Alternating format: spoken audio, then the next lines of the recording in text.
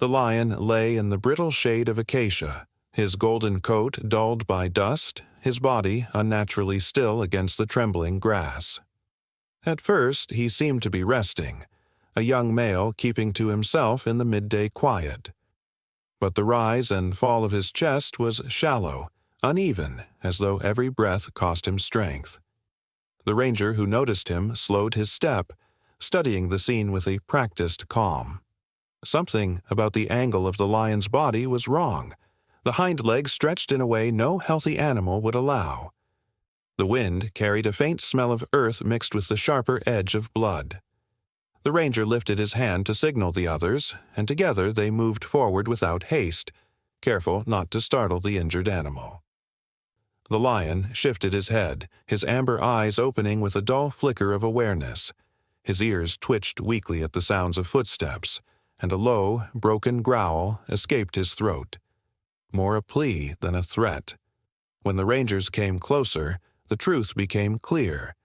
His leg was bent unnaturally below the joint, the bone not visible but pressing against the skin in a way that betrayed its break.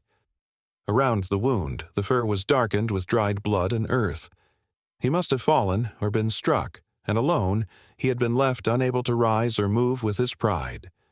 Each time he tried, he collapsed back into the grass, his body trembling with effort he could no longer afford. The silence around him was heavy, broken only by the rustling of insects in the grass and the faint sound of doves calling in the trees. It was rare to see a lion like this, not in battle with another male, not in the act of hunting or defending his territory, but simply undone by injury, stranded in the open. His flank quivered with weakness, his tongue dry as he tried to lick the dust from his muzzle. The rangers stopped a short distance away, keeping their movements measured. One spoke in a low voice. Words meant more for calm than for meaning. "Easy, boy. You're not alone now." The sound drifted across the still air, carrying a weight of gentleness rather than command. The lion's eyes followed the ranger's hands, his body taut with fear and pain. Yet he did not lunge or rise. He could not. Instead, his growl faded to a ragged sigh, his head lowering slowly to the ground once more. Every detail told a story of struggle. The flattened grass around him showed where he had tried to roll, perhaps to push himself upright, each attempt leaving grooves in the earth. His claws were partly extended, not in aggression, but in the helpless grasping of muscle tension. A small cloud of flies circled the edge of the wound, and his tail flicked weakly against them before dropping again. The ranger closest to him crouched, studying the rhythm of his breathing, counting the seconds between each rise and fall of his chest. They had seen animals endure much, but this lion's stillness held a particular gravity. The choice stood before them. Leave nature to its course, or step in to offer aid where survival had already slipped beyond his grasp. For a moment, no one spoke. The weight of the decision pressed into the silence. At last, one ranger exhaled and murmured, "He's asking for help, the only way he can." The words hung in the air, fragile as the lion's breath. The sun pressed down from above, the light unrelenting, yet the lion's body shivered faintly with exhaustion. His sides caved inward with each shallow breath, and his gaze wandered without focus, slipping past the figures around him as though his strength was draining into the ground. The rangers began to prepare quietly, exchanging gestures rather than speech. They moved with care, their presence deliberate, allowing the lion to see and smell them without suddenness. The injured animal stirred once more, shifting as though to rise, but the broken leg betrayed him. The movement ended in a soft collapse, dust rising from the earth, his body surrendering again to stillness. For a long moment, no one moved. The only sound was the whisper of grass in the wind and the quiet, uneven rhythm of an animal, caught between endurance and surrender. The lion's struggle was wordless, yet it was written across every tremor of his body, every shallow breath. And in that silence, the rangers knew their path was set. The lion lay where the grass pressed low around him. His breath shallow and uneven, the broken leg stretched awkwardly along the earth. The rangers moved closer, but not with haste. Their steps were measured, soft on the brittle ground, their bodies angled to show no threat. Each carried what was needed: ropes to guide, blankets to steady, packs of medicine, and the promise of relief. The air was tense but hushed, holding a balance between caution and compassion. One ranger knelt at a distance, his gaze fixed on the lion's eyes. The young male lifted his head slightly, a faint growl vibrating in his throat, not fierce but weak, like the memory of a warning. His ears flicked forward, his body stiffening at the sight of movement, yet he did not lunge. Pain held him in place more securely than any restraint could. The ranger lowered his hand slowly, palm open to the air. "Easy, boy. We're here," he murmured, the words barely more than breath. The lion's eyes narrowed, his chest rising sharply once, then settling. The growl diminished into a heavy sigh, his muzzle sinking closer to the ground. Dust rose with each shallow breath, settling back across his mane in a faint veil. Around him, the rangers adjusted their positions with quiet care, spreading in a circle but never rushing. They spoke to each other in whispers, gestures doing most of the work. Every motion was calculated to reduce the lion's fear, to show that this approach was not a hunt, but an offering of help. The sun pressed hot above, the air still but for the occasional sweep of wind through the grass. Sweat ran down the brows of the men, yet they kept their movement steady. One unrolled a blanket, its fabric dragging softly across the earth. Another prepared the ropes, coiling them loosely so they would not startle the animal with sudden snaps or tangles. Their faces were calm, but their eyes carried the weight of knowing that any misstep could tip the fragile balance between trust and panic. The lion shifted, his hindquarters trembling as if he wanted to rise, but his leg betrayed him. The broken limb bent sharply, forcing his body back down into the grass. A low moan rumbled in his chest, fading quickly into silence. His tail gave a feeble flick, brushing away the flies that had gathered, then stilled again. The rangers paused as one, waiting, giving him the space to settle, letting him see that their nearness was steady and predictable. The closest ranger edged forward on his knees, dragging the blanket slowly in front of him. The lion's gaze followed, his ears twitching, but he did not growl this time. His head lay heavy against the earth, mane spread like dried grass around his face. The ranger placed the blanket close, then eased back, allowing the animal to breathe with the new scent. The lion's nostrils flared faintly, his eyes half closing again, exhaustion pulling him downward more strongly than fear. Another ranger moved in to position the rope. He worked with patience, never letting the coils brush against the lion's body too soon. Every shift of the lion's paw, every twitch of his shoulder was met with stillness until he calmed again. The ropes would not bind him with force, but guide him gently onto the blanket when the time came. The tools of rescue had to serve respect, not domination.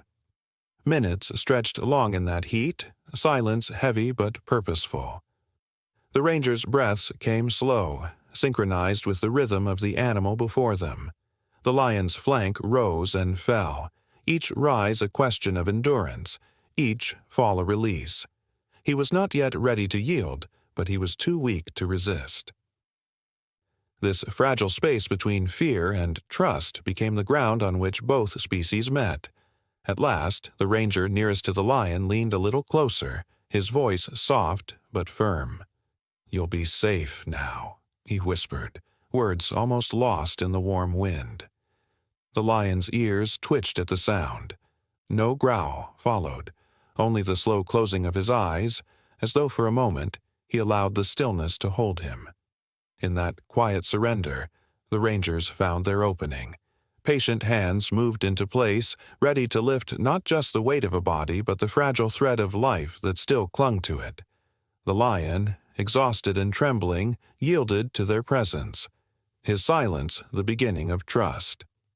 The journey back to the rescue base had been slow. The lion's body heavy beneath the blanket that carried him. By the time the vehicle reached the enclosure, The sun had already dipped behind the horizon, leaving a soft band of orange fading into deep blue. The rangers worked with quiet urgency, moving the lion carefully into a sheltered pen where the air was cooler and shadows stretched long. Lantern light glowed softly against the wooden beams, creating a stillness that seemed to protect the fragile life resting within. The lion stirred faintly, a low groan leaving his chest as his injured leg shifted. His paws twitched against the ground, claws grazing the earth before curling back. Pain rippled through his body in subtle waves, the tremor of his flank, the tightening of his jaw. Yet he did not fight. Exhaustion had anchored him into submission, leaving his trust in the hands of those around him. The rangers prepared their tools with precision. Cloths were laid out, water poured into bowls, and a splint readied from strong, smooth wood wrapped in layers of padding.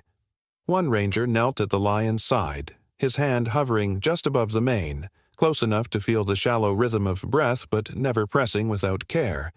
Another mixed medicine in measured amounts, their voices muted as though the very air demanded silence.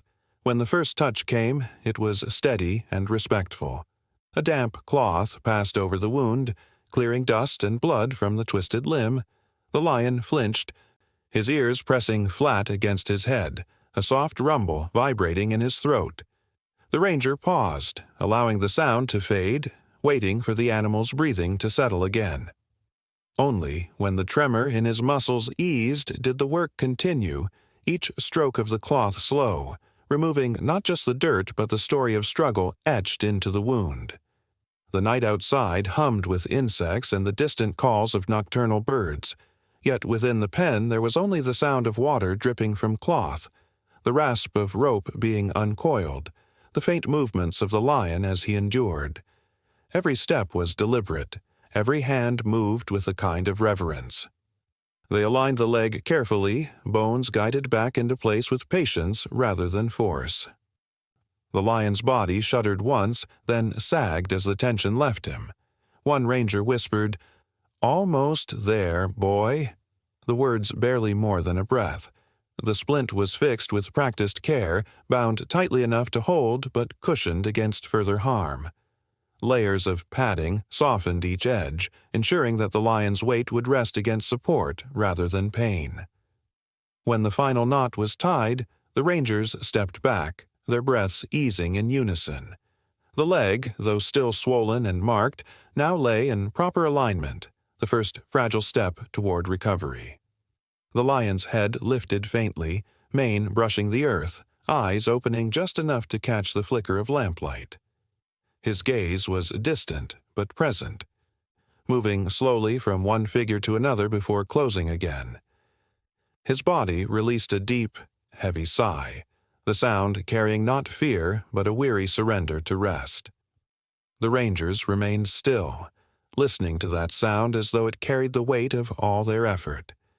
Through the long hours of the night one stayed close, seated by the pen, watching the rhythm of the lion's breathing. The rise and fall of his chest became the measure of time, steady but fragile. At moments the lion twitched, paws shifting as though he dreamed of walking again. Each small movement reminded them of the fragility they held in their care. The silence within the base was complete, broken only by the occasional rustle of straw or the faint hum of night insects slipping through the cracks in the walls. It was in this silence that the lion's survival balanced, held not by force, but by patience and the quiet determination of those who refused to let him fall unseen. When the first cool breeze of dawn touched the air, the lion stirred once more, his flank rising with greater strength than before. The rangers, weary but watchful, allowed themselves a moment of stillness, knowing that for this night at least, he had endured.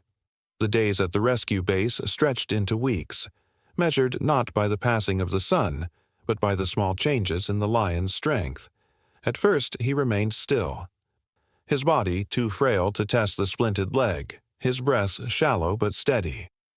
The rangers tended to him with quiet patience, bringing food and water, cleaning the wound, and ensuring the pen remained calm. They spoke little, for silence carried more comfort than sound, and each gesture they made was slow and deliberate. The lion's eyes grew clearer as time passed, no longer dulled by exhaustion. He watched them when they entered, his gaze sharp yet not hostile. His mane caught the light as it thickened again, the golden strands rising with each stir of wind through the enclosure. Still, his body bore the weight of recovery, his frame leaner than before, his movements cautious. At night, the rangers listened to his breathing, steady now, and knew the time of waiting was nearing its end. One morning, before the heat rose high, the lion shifted differently. His paws pressed into the ground as though testing the firmness beneath him. His muscles tensed, his body lifting slightly before sinking back. The attempt left him panting, ribs expanding and contracting with effort, but it was a sign, the first true sign, that he was ready to try. The rangers watched from the shade, their hands resting against their knees, saying nothing. To encourage too soon would be to interrupt a moment that had to belong to him alone. The following days brought more attempts. Each time the lion pressed harder against the earth, his forelegs strong, his hindquarters straining to rise. The injured limb wavered, trembling beneath the burden, yet it held more firmly with each effort. Dust scattered as his paws dug in, and his tail lashed once in determination before stilling again. Though he faltered, he did not surrender. The will to rise lived deeply within him, carried in every shiver of muscle and every flicker of his eyes. Finally, one evening when the light turned soft and gold, he stood. The movement was unsteady, his frame rising in stages, first the front, then the hind, until all four paws touched the ground. The splinted leg shook violently, bending under his weight, but it did not collapse. His claws pressed into the soil, anchoring him against the weakness. He swayed once, twice, then steadied. The enclosure held its breath. The rangers remained at a distance, their silence absolute. None raised their hands, none called out in triumph. Instead, they breathed slowly, hearts heavy with quiet relief as they bore witness to his strength returning. His head lifted, mane brushing his shoulders as he looked toward the open sky. For the first time in many weeks, he no longer seemed bound to the ground. He took one step. It was awkward, the injured paw dragging slightly before catching, but it landed. A second followed, the limp pronounced but determined. With each shift of weight, dust rose beneath him, carried gently into the air like a veil. His body leaned heavily to one side, compensating for the weakness, yet he continued, step by halting step, until he had crossed the length of the pen. When he stopped, his chest rose in quick, heavy breaths, but his eyes glimmered with a faint light, not of ease, but of possibility. One ranger whispered, "That's it, boy." The words barely audible, carried on the same wind that ruffled the lion's mane. The animal's ears flicked at the sound, but his gaze stayed fixed ahead, as though the horizon called him even from within the enclosure. The lion lowered himself back to the ground after the effort, body trembling, but this time he did so with control. No collapse, no surrender, only rest earned by the struggle. In the fading light, as the sky turned deeper gold, the rangers knew the wild was calling him closer with every breath. The morning of release came quietly, without fanfare. The sun rose pale over the horizon, casting a muted glow across the dry grass, and the rangers moved with the same calm they had carried since the beginning. The lion, stronger now, walked within the confines of his enclosure, his limp still visible but softened by healing.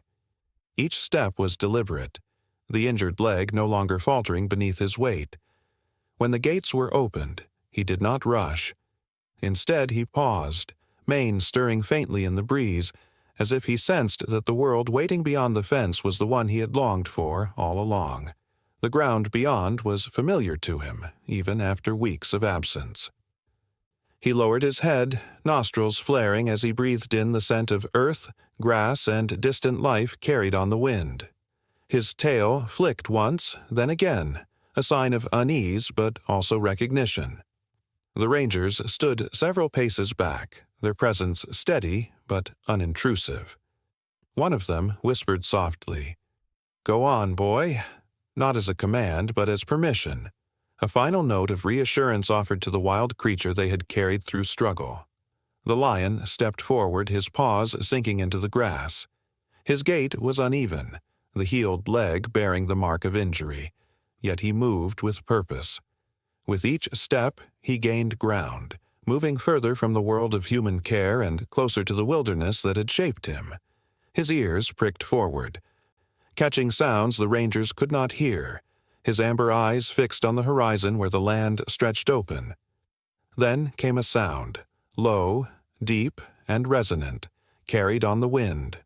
It was not the cry of warning or the roar of dominance, but the call of recognition. The lion froze, head lifting sharply, his body tense with sudden alertness. From across the savanna, shapes began to emerge, moving slowly at first, then with greater certainty. Lionesses, their bodies sleek and powerful, approached with cautious steps, their eyes locked on the figure standing near the edge of the grassland. Behind them, smaller forms stumbled and bounded. Cubs, their movements unsteady yet filled with the restless energy of youth. The young male waited, his muscles rigid, his body trembling not from pain but from the weight of this moment. His tail lashed once, then stilled. As the pride drew closer, the air filled with a series of soft roars, low and throaty, rising one after another in a cadence that spoke of familiarity and claim. The lioness at the front slowed, her ears forward, her nose lifted. She closed the final distance with a deliberate grace, lowering her head to touch her muzzle gently against his. The contact was brief, a quiet affirmation, but it carried the weight of belonging. One by one, the others followed. Another lioness pressed her flank to his, circling him with careful steps. The cubs, hesitant at first, inched nearer, their small paws stirring the dust, until they brushed against his mane with tentative curiosity. He stood among them, surrounded not by silence or solitude, but by the sounds of his family returned. The low rumbles of greeting, the soft huffs of breath, the shared recognition of kin. The rangers did not move closer. They remained where they stood, the tools of their work now useless, their task complete. None spoke. There was no need. The scene unfolded without their interference, a story that belonged to the lions alone. Yet, as they watched, the weight of the weeks behind them seemed to lift, leaving only the quiet ache of relief. Some felt their throats tighten. Others lowered their eyes briefly, but all carried the same stillness, humbled by what they had witnessed. The sun hung lower, tinting the sky in shades of gold and rose. The pride began to move together, their bodies blending into a single flow of motion, the young male limping slightly, yet keeping pace. Their shapes grew smaller against the open land, swallowed slowly by distance and light. The rangers stood in silence, watching until the last outline faded into the grass and only the sound of wind remained. The savanna exhaled in the cooling air, and the day gave itself over to evening. The lions were gone, yet their reunion lingered in the silence left behind. The grass bent gently beneath the breeze, carrying the memory forward, soft and unbroken. The morning of release came quietly, without fanfare. The sun rose pale over the horizon, spreading a muted wash of color across the savanna.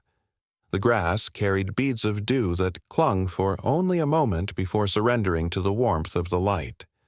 The rangers moved with calm purpose, their steps slow, their voices hushed, as though the air itself demanded reverence.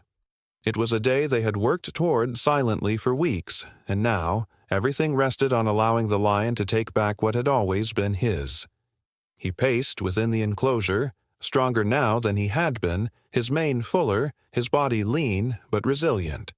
The limp in his step still showed the memory of injury, yet it no longer defined him. His paws pressed firmly into the earth, leaving clear prints in the soil. He paused near the open gate, head lowered, nostrils flaring as he tasted the air. Beyond the barrier lay the endless expanse of his home.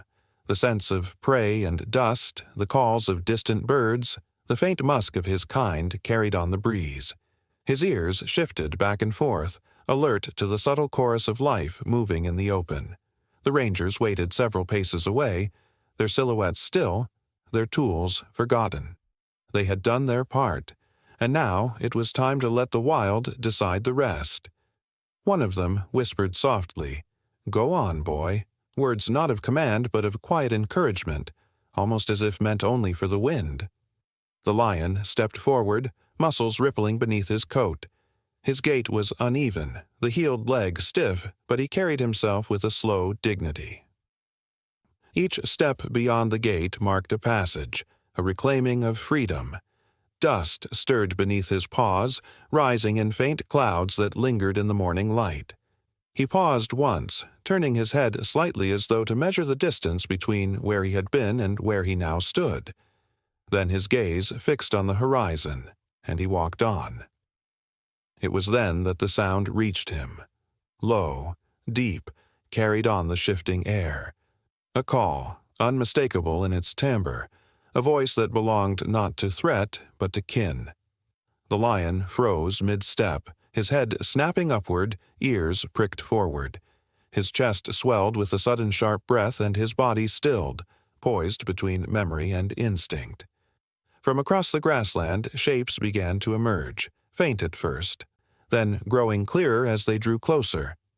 Lionesses moved in deliberate rhythm, their bodies fluid, their eyes trained on the lone figure at the edge of the wild.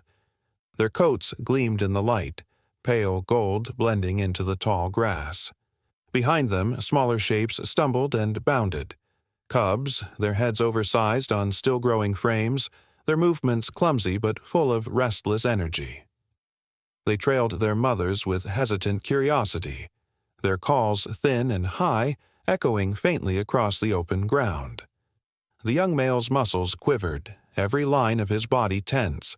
His tail lashed once, then again, before falling still. He stood, rooted, waiting, his breath shallow and quick. The lionesses slowed as they neared, their tails low, their steps cautious.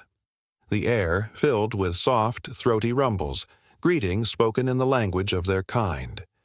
It was not dominance or warning, but recognition, sounds that carried the weight of belonging. The first lioness closed the distance, her body angled carefully, her head lowered in measured approach. She reached him slowly, her nose brushing against his muzzle with delicate certainty.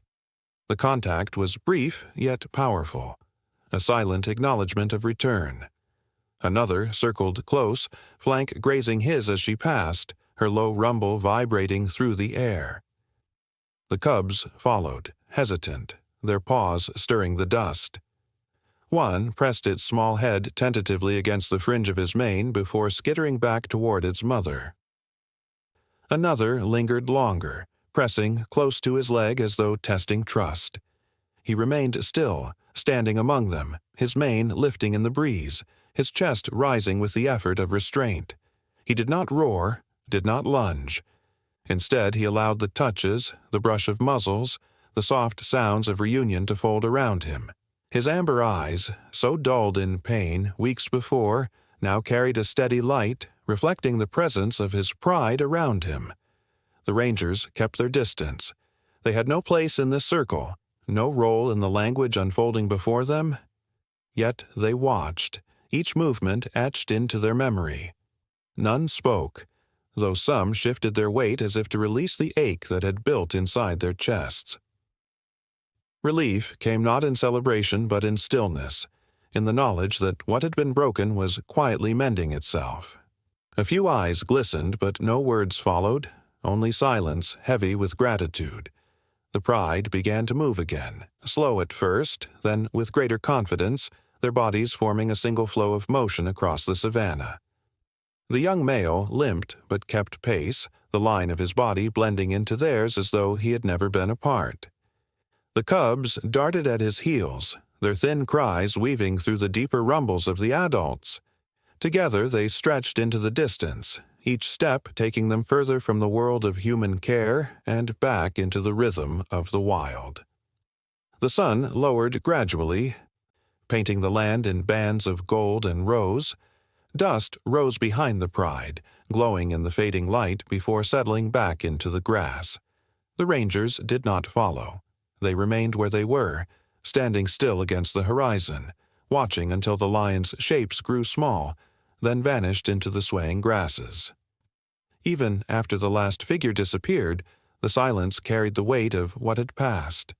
The wind brushed gently over the land, bending the grass in waves as though the savanna itself breathed in quiet relief. The lions were gone, yet their reunion lingered in the fading light, a story carried forward by the land. The day surrendered itself to evening, and in that stillness, the Rangers knew they had given back more than survival. They had returned a life to the wild, a family to itself, and in the silence left behind, the savanna held the memory gently, as if it would never let it go.